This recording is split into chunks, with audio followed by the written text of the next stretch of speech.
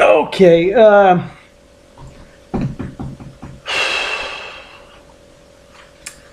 Dog rescue, pet rescue. Some other issues you get to deal with.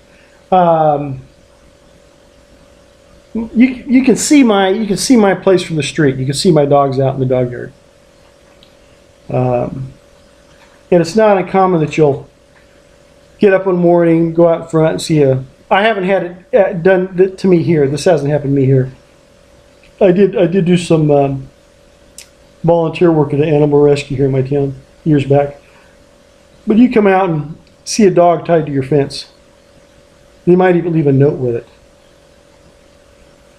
Or you'll get you get up one day and there's two stray dogs that had collars on that no longer have collars on, sitting out in front of your place, just standing there. And I've gotten some dogs that way. I just recently, there's two dogs in my back property, back pasture out here. One was hanging around, but he couldn't quite access the place because there was a ditch, an irrigation ditch between us. And so I kept throwing bags of food over to him. I did that for a month and a half because he was starving to death. He was skin and bone. And he was an abandoned dog, you could tell. But then the ditch went down. He came over here for a little bit. I didn't let him get too close. I kept him at bay out there.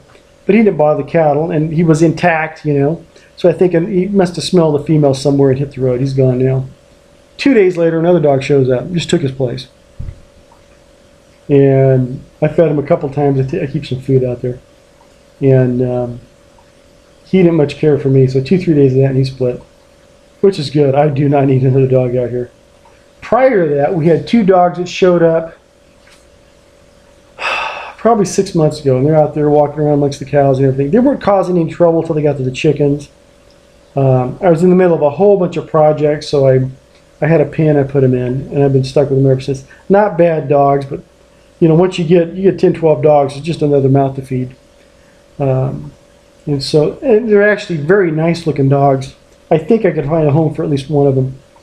As soon as I get some time, I put some weight back on them. But you get to where, not sure where I was going with this, but you get the thing where someone says, well, I've got this dog and I just love it. And then we got another dog and, oh, I just love that dog. We take them everywhere. Then we got a third dog, and well, we don't take as much anymore because there's 3, but we just love them so much.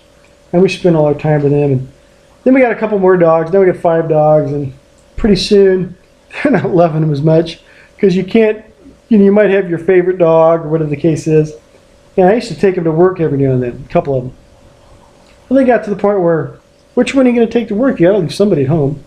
And they're whining and crying. And the next day you try to take that one, and then the other one's whining and crying. So pretty soon you just don't take them to work. You just don't take them with you anymore because someone's got to stay home.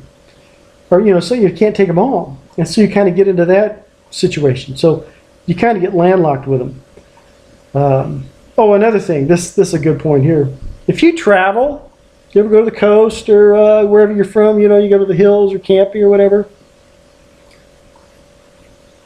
I mean, you could take 1 or 2 dogs with you. My parents do that. They take 2 dogs to the coast. They go to a place and allow them to bring their dogs in.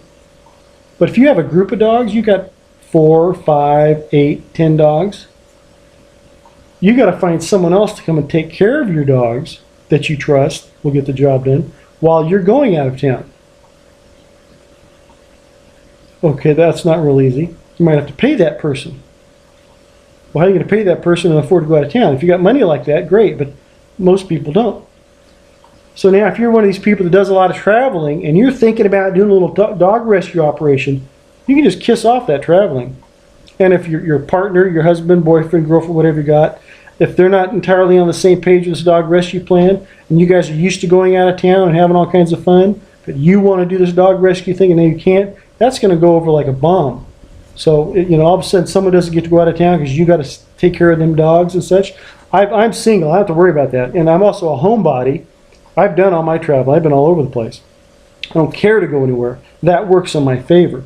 But if you were, when I was back in my younger days, that's why I didn't have a dog. I wanted to travel. I wanted to go somewhere. I want to go to the coast or camping or whatever. Sleep in, You get your big group out there. You can't do that because dogs are very routine. My dogs are fed at the same time every day, let out at the same time, put up, this, that, whatever. And that's how you keep them civil.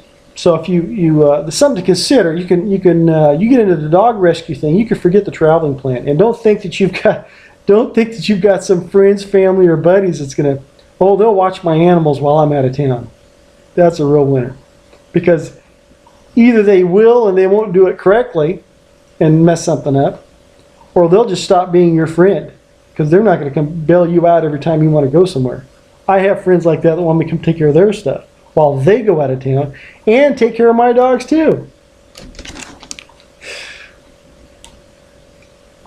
Anyhow, so something to consider there.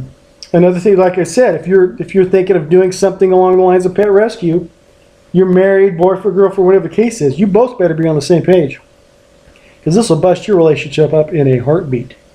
Maybe you want to spend the $1,000 on the vet bill, and the other one says, "No, that's a little foolish. Let's wait this out or put this dog down." How you gonna rock and roll with that? You know, that's a definite rift between the two of you right there. So something to consider there. And like I said, 1, 2, 3 dogs, a small pack like that, people can absorb that. That's not necessarily, you can live with that.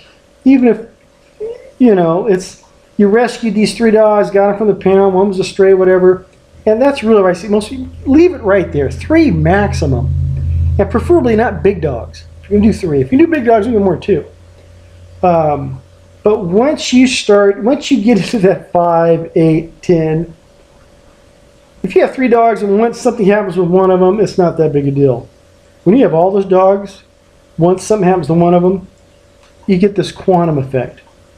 It's far more, because now you're trying to split time between this large group, where before it was just 3. Now, if you have to go spend time to get that one dog taken care of, something's got to happen with those other 7. They still got to be fed and exercised and cared for and all that. You can't if you had 3 dogs, you could throw all 3 in the car and go to the vet. You can't do that with 7 or 8. They got to stay home. You're taking one to the vet, and someone's still got to come back and feed these things and deal with them and watch them or whatever.